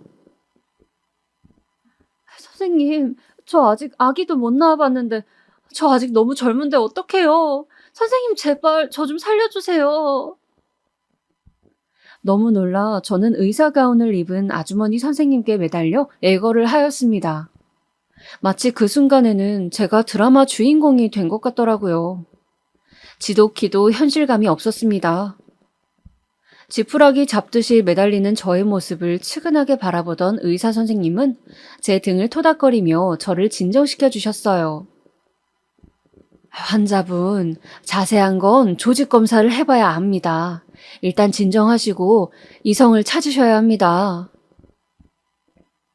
그리고는 자세히 저의 병에 대해서 이야기를 해주셨습니다. 수술 후 생존 확률은 30%에서 50% 정도라고 하더군요. 그리고 일단 더 정확한 결과를 위해 조직검사를 하자고 하셔서 저는 조직검사를 한 후에 그렇게 정신없이 병원 문을 나왔습니다. 아주 맑고 화창한 봄날이었어요. 저는 맑은 날씨도 지나가는 사람들의 웃음소리도 들리지 않았고 그저 온 세상이 까맣게만 보였습니다. 시어머니는 제가 식당을 비우고 어딜 갔는지 전화를 하셨어요. 여보세요? 아가 어디니? 말도 없이 식당을 비우고 나가면 어떡해. 지금 손님들이 들이닥쳐 정신없으니 얼른 들어오너라. 어머니는 많이 바쁘신지 빨리 오라는 말만 하고 전화를 끊으셨어요. 저는 식당에 일하러 갈 기분이 아니었는데 말이죠. 어쩔 수 없이 일을 마무리하고 저녁에 식구들과 상의를 해봐야겠다는 생각을 했습니다. 그리고 그날 저는 모두가 늦은 저녁 식사를 하는 자리에서 저 오늘 병원 다녀왔는데 세상에 제가 유방암이래요. 2기에서 3기 정도 되고 생존 확률은 반보다 조금 안 된다고 해요. 떨리는 목소리에 제 말이 끝나자마자 시어머니가 말했어요. 뭐라고? 아가 어쩌니? 아니 젊디 젊은 네가 무슨 유방암이야? 하느님 세상에 어떻게 이런 일이 우리 집에? 어머니는 갑자기 눈물을 왈칵 흘리셨습니다. 오랜만에 본 남편 역시 놀란 듯 말없이 수저를 내려놓고 그저 멍하게 식탁만 바라보고 있더군요. 시아버지는 제 손을 잡고 우리가 곁에 있어줄 테니 힘내서 치료에 전념하자고 이야기해 주셨습니다. 저는 그래도 가족들이 있어서 얼마나 다행인가 생각하면서 많은 위로를 받았어요. 그렇게 저는 유방암에 걸린 저 자신을 받아들이려 애를 쓰면서 조직검사 결과가 나오는 한 달 동안 집에서 다시 쉬게 되었습니다. 그런데 저는 집에서 종일 지내다가 우연히 발견한 단독주택 뒤편 다락방에서 우연히 판도라의 상자를 열게 되었죠. 그날은 청소라도 좀 해두려고 밀대걸레와 먼지털이를 찾고 있었어요. 어머니께 여쭤보니 먼지털이는 집 뒤편에 있는 다락방에 있다고 하시길래 저는 한 번도 가본 적이 없던 다락방으로 향했습니다. 말이 다락방이라고 하지만 실제로 보니 그냥 작은 방이고 나름 정리가 되어 있었어요. 먼지털이는 눈에 띄질 않아 저는 책장 위에 있는 상자에 있나 싶어 의자를 끌어다 와서 올라서고 손을 휘저어 보았습니다. 무슨 정리함 같은 것들이 거기 잔뜩 있었어요. 저는 그 박스를 꺼내서 열어보았습니다. 박스 안에는 남편의 통장과 잡다한 서류들, 그리고 제 보험 서류 등이 있었어요. 아, 이게 여기 있었구나 생각하며 저는 먼지털이가 아니라는 생각에 다시 일어서려다 문득 남편의 통장을 처음 본다는 생각이 들었어요. 호기심에 열어본 통장에는 별 내용은 없었는데 한 가지 이상한 점이 있었어요. 동일한 이름의 사람에게 남편이 다달이 50만 원씩을 붙여주고 있었던 거예요. 시점은 저와 결혼하고 6개월쯤 후부터더라고요. 꼬박꼬박 한 달에 한 번씩 말이에요. 저는 뭔가 좀 찝찝한 기분은 들었지만 사업상 돈을 붙일 때가 있는 것인지 다음에 한번 물어야겠다고 생각하고서는 먼지털이를 다시 뒤지느라 잊고 말았습니다. 어차피 저는 생활비를 어머님께 받고 있고 남편도 월급을 어머니께 드리고 있어서 남편하고 바로 돈 얘기할 일이 별로 없었거든요. 어머니께서 저희에게 식당의 수입과 신랑의 수입을 합쳐 연금도 넣고 투자도 하고 있다고 하셨고 주기적으로 확인도 시켜주셨으며 제 용돈도 넉넉하게 주시고 계셨습니다. 그날 저녁 모두가 늦은 저녁을 먹고 있을 때 갑자기 어머니께서 조심스럽게 이야기를 꺼냈습니다. 얘야, 그런데 이런 거 물어보기 좀 뭐하다만 혹시 보험에서 암 진단금이 나온다더냐? 말씀을 꺼내시는 어머니께서는 잔뜩 제 눈치를 살피시는 것 같았습니다. 밥을 먹는 시아버지와 남편의 수저 소리도 어쩐지 어색하게 들렸어요. 아, 네, 어머니. 부모님이 생전에 제 보험을 꽤 많이 들어두셔서 아마 5천 이상은 진단금이 나오는 것으로 알고 있어요. 뭐 자세한 것이야 실제 암 몇 개인지 조직검사 결과가 나와야 알 수 있겠지만요. 아유, 그러면 아가야, 혹시, 아이고, 내가 참 염치가 없어서 원. 무슨 말씀이신지 어머니는 이야기를 꺼내려다 한숨을 땅이 꺼져라 쉬는 것이었어요. 그러자 가만히 식사를 하시던 시아버지께서 수저를 놓으시더니 말씀을 꺼내시는 것이었습니다. 그 진단금을 우리 식당 확장하는데 좀 쓸 수 없겠냐? 요즘 식당 매출도 좋지 않고 건너편에 새 식당이 크게 들어와서 그런 것 같은데 우리도 본격적으로 리모델링을 해보고 싶구나.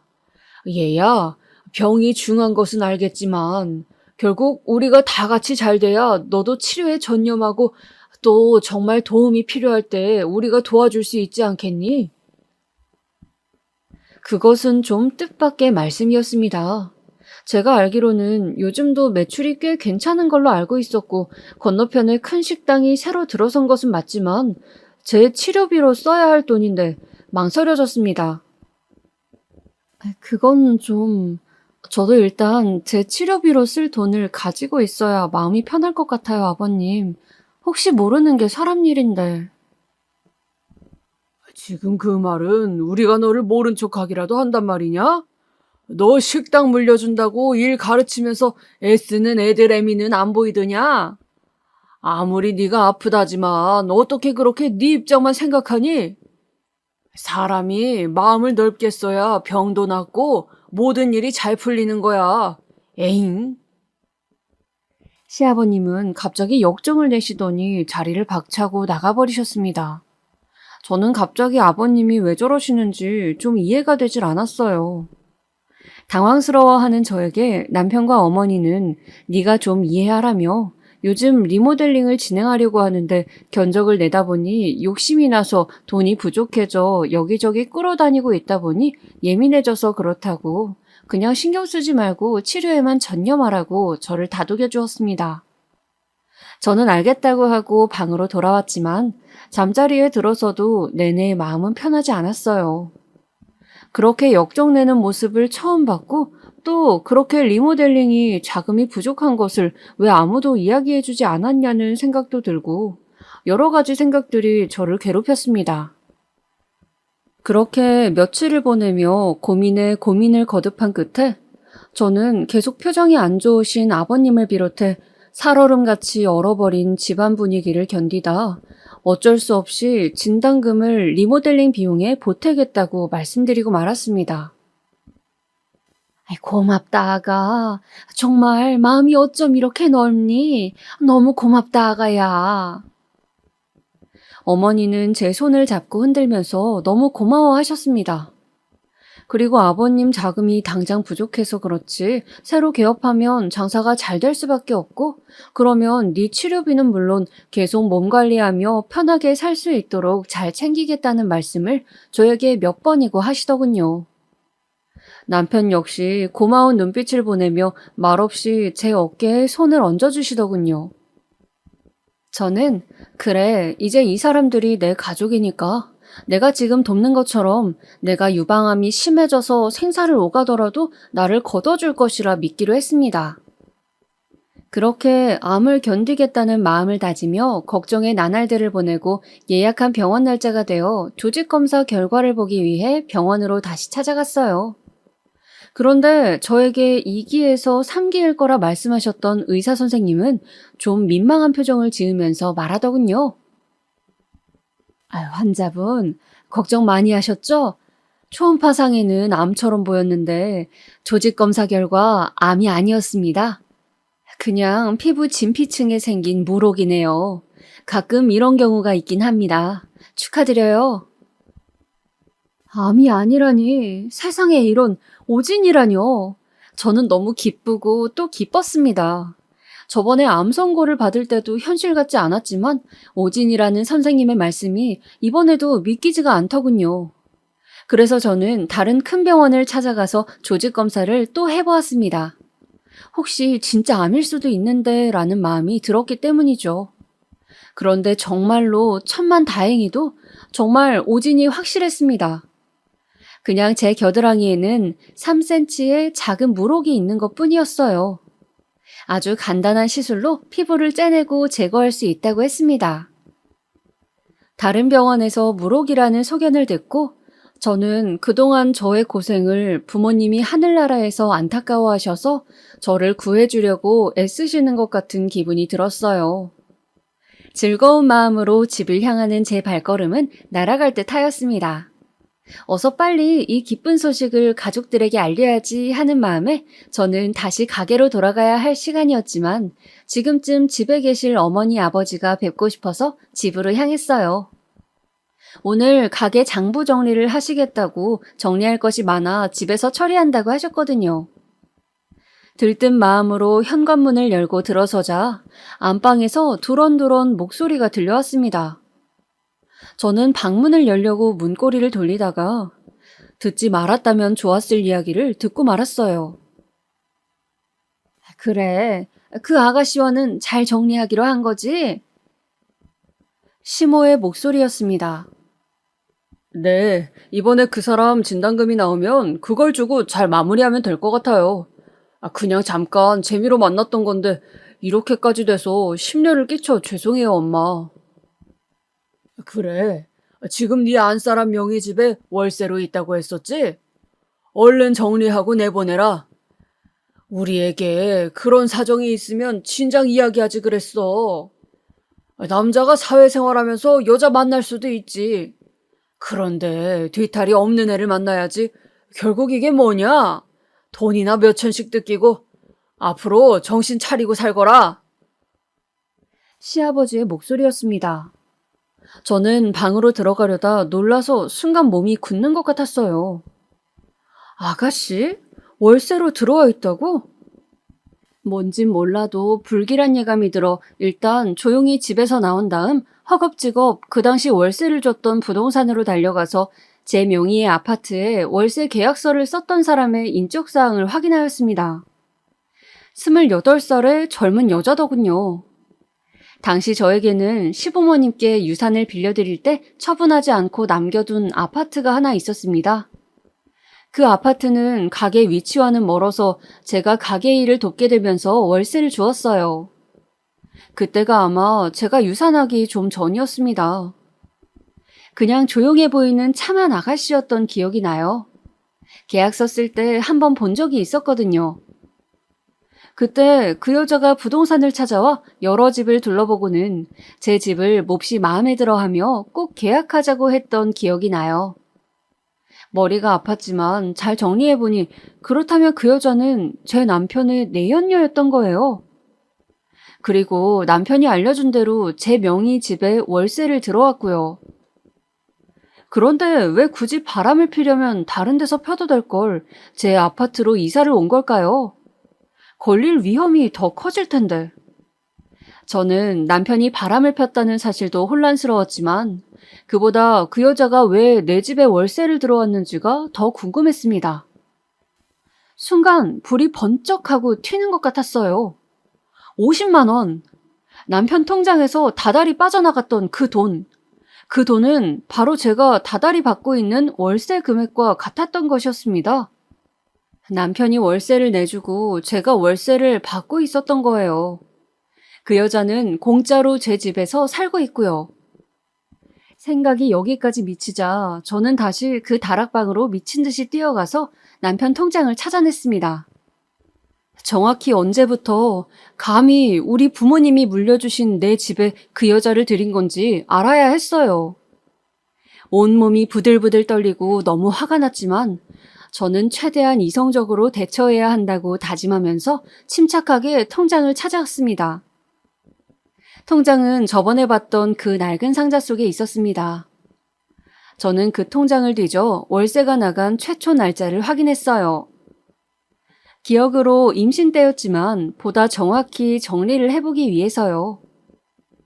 날짜를 찾아보니 역시 제가 임신했을 때가 맞았습니다. 이 썩을 놈이 제가 임신한 몸으로 시어머니에게 야채 다지는 일과 설거지를 하며 무리를 했을 때 그 여자와 짜고 제 집에 그 여자를 공짜로 살게 한 것이었어요. 내가 허망하게 아기를 잃고 눈물을 흘릴 때 남편은 그 여자와 뒹굴었겠죠. 우리 부모님이 사주신 집에서요. 당장 찢어 죽여도 시원치 않을 놈. 그리고 언제 알았는지 모르지만 시부모님 역시 이런 사실을 알고도 저에게 진단금을 받아내 그 여자를 떼내는데 쓰려고 했다는 것도 저에게 너무 큰 충격으로 다가왔습니다. 리모델링에 돈이 부족하다는 시아버지의 말은 새빨간 거짓말이었어요. 그 여자가 협박이라도 한 건지 몰래 해결하려고 그 돈이 필요한 거였습니다. 마누라 암 진단금을 가지고 내연녀에게 주려던 거였어요.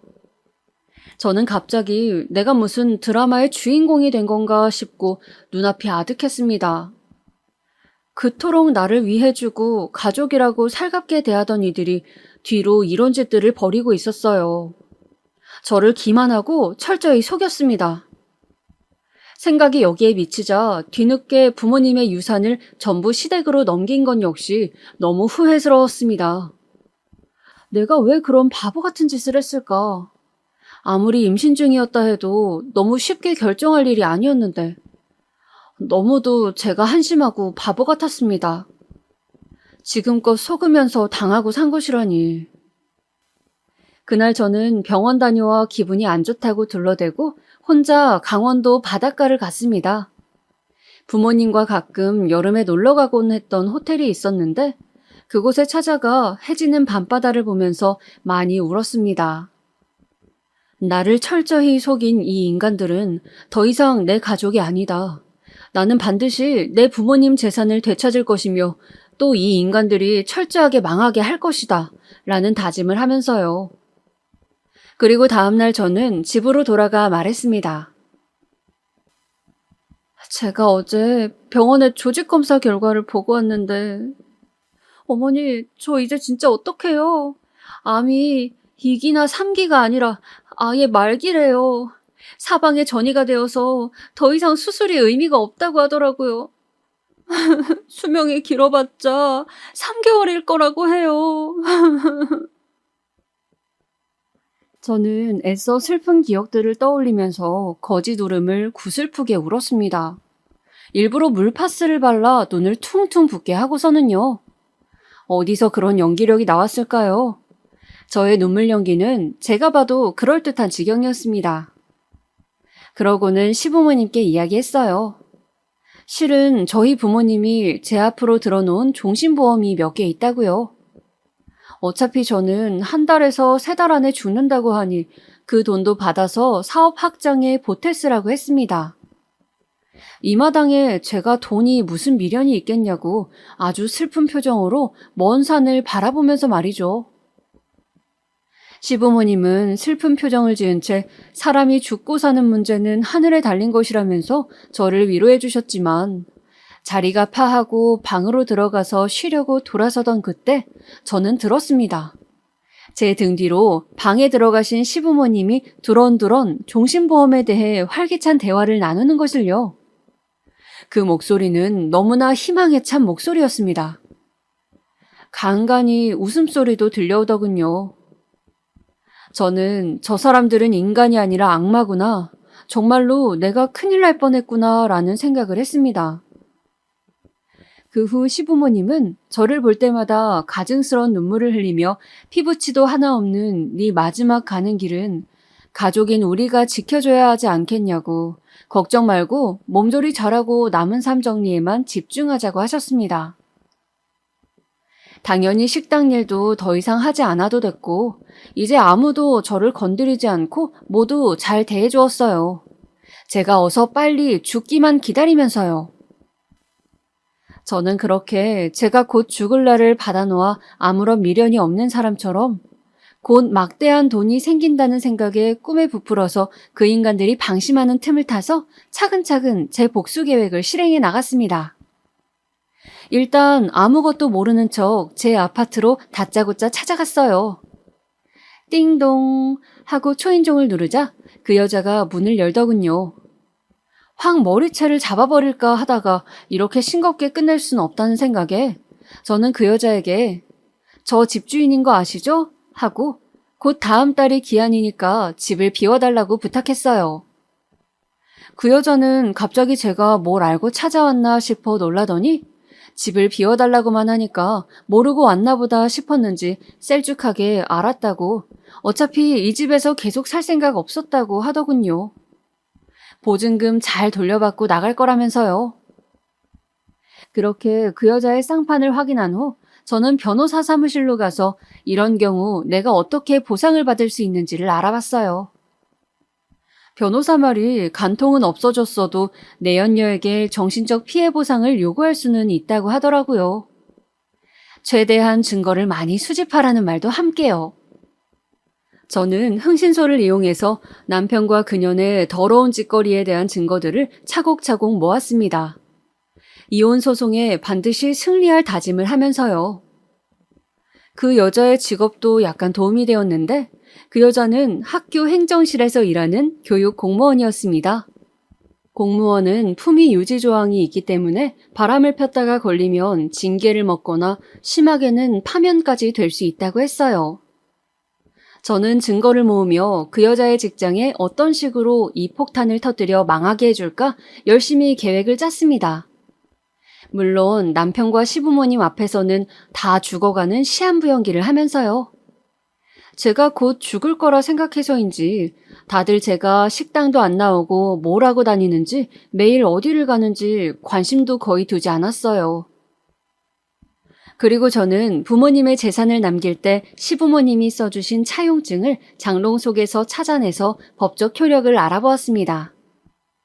당시에 약식이었지만 공증을 받아두었기 때문에 돈을 빌려줬다는 것은 증명이 된다고 했어요. 돈과 관련된 부분은 항상 공증을 받으라고 알려주신 아빠가 새삼 생각나는 날이었습니다. 어느덧 그 여자가 집을 비워줄 날짜가 되었어요. 그 여자가 쪼아대는지 남편은 차츰 초조해하는 기색으로 저를 마주칠 때마다 진단금은 어떻게 되었냐고 언제 나오는 거냐고 물어댔어요. 저는 곧 나올 거라고 진단금 나오면 바로 갖다 준다는 말만 반복하면서 기운이 없어 방에 들어가 쉬어야겠다고 자리를 계속 피해버렸습니다. 정말이지 남편과는 토할 것 같아 얼굴도 마주치고 싶지 않았거든요. 그 여자가 월세를 빼기로 한 그날 저는 남편에게 진단금을 이체하겠다고 이야기하며 출근한다는 남편을 마지막으로 잘 배웅해 주었어요. 속으로 잘 가라, 앞으로 내 인생에서 꺼져라 라고 중얼거리면서요. 그리고 아무도 없는 집에서 제 짐을 모두 챙겨서 임시로 구해둔 오피스텔에 옮겼습니다. 또 그 여자의 직장에 내용 증명을 보냈어요. 내연녀에 대한 정신적 피해 보상을 요구한다는 내용으로요. 남편에게는 내가 모든 것을 알고 있다는 사실과 우리 부모님께 받은 유산을 전부 내놓고 얌전히 이혼하라는 말을 남겼습니다. 시부모님께는 저를 그렇게 속였어도 어른들이고 너무 모질게 할 수 없어 아무 말도 남기지 못했습니다. 저는 정말 끝까지 마음이 약한 등신이었죠. 그러고 나서 전화기 전원을 꺼놓고 푹 자버렸습니다. 앞으로 제 인생은 아주 홀가분하고 즐거울 것 같다는 상상을 하면서 말이죠. 며칠간 룸서비스를 시켜 먹고 바닷가를 산책하고 책을 읽고 TV를 보면서 푹 쉬었어요. 그렇게 며칠간 잠수를 타고 나서 전화기를 켰더니 난리가 났더라고요. 그 여자는 직장에 자신의 일이 알려져 입장이 아주 곤란해졌다면서 남편한테 난리를 쳤고 남편은 어떻게 그런 일을 할 수 있냐고 저에게 장문의 문자를 남겼더군요. 이혼할 수 없다고, 당신 아픈데 내가 돌봐줘야지 무슨 이혼이냐고. 그 여자는 그냥 잠깐 바람인데 정리하는데 돈이 필요해서 당신 도움 좀 받으려 한 것뿐이었다고. 부모님도 돈이 없어 너한테 그냥 둘러댄 것이라고 말이에요. 저는 어떤 상황에서도 이 인간은 자기 입장이 중요하구나 싶어 더 이상 떨어질 정이 없었습니다. 어쩌다가 이런 인간과 결혼을 하게 되었는지 원. 정말 어디 가서 접시물에 코 박고 죽는 게 낫겠다 싶은 심정이었어요. 저는 나 암 아니라고, 오진이라고, 우리 부모님 유산 법적으로 다 받아낼 거니 식당 내놓고 정리해서 곱게 해주는 게 좋을 거다라고 말하며 그동안 나를 속였던 결혼 생활에 대한 위자료도 두둑히 챙겨 넣으라고 말했습니다. 이혼 소송할 거니 변호사 구하라는 말과 함께요. 시부모님이 제 거처를 수소문하고 저에게 전화를 해서 꼭 부모님 유산까지 받아야겠냐, 열심히 일해서 갚으면 안 되겠냐, 그래도 암이 아니라서 다행이다. 다시 우리 아들과 잘 살아보면 안 되겠니 등의 사탕말림을 했지만 저는 절대 제가 어디 있는지도 다시 시작하겠다는 말도 하지 않았습니다. 나중에는 하도 시달리게 해서 변호사를 선임하여 변호사를 통해 모든 일처리를 했습니다. 그렇게 저는 그 여자를 직장에서 쫓겨나게 만들고 남편과 시부모님을 결국 빚더미에 앉게 했죠. 저를 좋은 말로 유인하고 구워 삶아 자신들이 편한 대로 이용하려 했던 자들에게 어울리는 말로 했다고 생각해요. 무엇보다 부모님이 평생 포목점을 하시며 외동딸인 저에게 물려주신 그 재산을 결국 시부모님의 식당을 처분하게 하고 남편 월급을 차압까지 해서 다시 되찾을 수 있었다는 것이 뿌듯합니다. 나중에 들려온 소식에 따르면 남편은 그 여자와 완전 악다구니를 쓰며 싸웠고 서로 주먹 다짐까지 하는 등 최악으로 끝이 났다고 합니다. 그 후로 남편은 거의 폐인이 되어 매일 술만 마신다고 하고 어머니는 원래 하시던 야채 장사를 시장에 작은 점포를 세워더 시작하셨다고 해요. 시아버지는 스트레스로 건강이 좋지 않다고 하더라고요. 얼핏 뇌경색이 오셨다고 하는 것 같더군요. 아프시다고 하니 한편 마음은 안 좋았지만 그래도 어쩔 수 없다고 생각하기로 했습니다. 저는 더 이상 그 집안 며느리가 아니니까요. 저는 돌려받은 저의 재산으로 부모님께서 포목점을 하시기 전에 살던 시골 동네에 작은 2층 집을 사서 소박한 저의 거처를 만들었습니다. 그리고 매일 아침 걸어서 20분 거리에 있는 부모님 산소에 갑니다. 평소 좋아하시던 배추전을 부쳐서 막걸리를 한 잔 하러 가기도 하고 가서 제잘제잘 이야기를 걸어드리기도 합니다. 가끔 제가 부르면 좋아하셨던 가요를 불러드리기도 해요. 그렇게 한참을 앉아있으면 마치 예전에 같이 살던 시절 부모님과 소파에 앉아 정답게 이야기를 나누던 젊을 때의 저로 돌아간 것만 같습니다.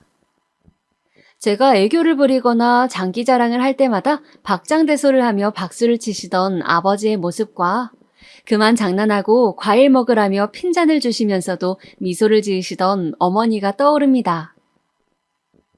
부모님 생각이 오래 나는 날은 눈물을 흘리기도 하지만 대부분 웃으며 산소를 내려옵니다. 물론 그렇다고 그동안의 힘든 삶이 아예 없던 일이 되는 건 아니어서 이런 편안하고 꿈 같은 하루들의 끝에는 가끔 그 집에서 식당 일을 하고 있는 악몽을 꾸기도 해요. 그런 꿈을 꾸고 깨어나면 내 지난 과거도 꿈이라면 얼마나 좋을까 눈물이 흐르기도 합니다. 그래도 제가 살아가면서 힘들었던 모든 순간에 부모님이 항상 저를 도와주셨다는 것을 저는 믿게 되었습니다. 결국 암 진단이 오진이었던 것도 시댁에서 벗어날 수 있었던 것도 부모님의 사랑이 만들어낸 기적 같은 일이라 생각하거든요. 그래서 매일 부모님과 이야기를 나누는 시간이 즐겁고 또 한편으로는 돌아가시기 전에 못해드린 것들이 생각나 가슴이 미어지기도 해요. 부모님에 대한 격언 중에서 나무가 고요하고자 하나 바람이 그치지 않고 부모에게 효도하고자 하나 부모는 기다려주지 않는다는 말이 있던가요? 이 사연을 듣는 여러분, 부모님이 혹시 살아계신다면 꼭 자주 안부 챙기시고 맛있는 음식 같이 나눠 드시면서 항상 함께 효를 다하시길 바라겠습니다. 저처럼 돌아가신 후에 가슴 치지 마시고요. 제 이야기는 여기까지입니다. 끝까지 들어주셔서 감사합니다. 요즘 코로나가 너무 심한데 더욱 건강 잘 챙기시길 바라겠습니다. 그럼 오늘 하루도 평안하게 보내세요.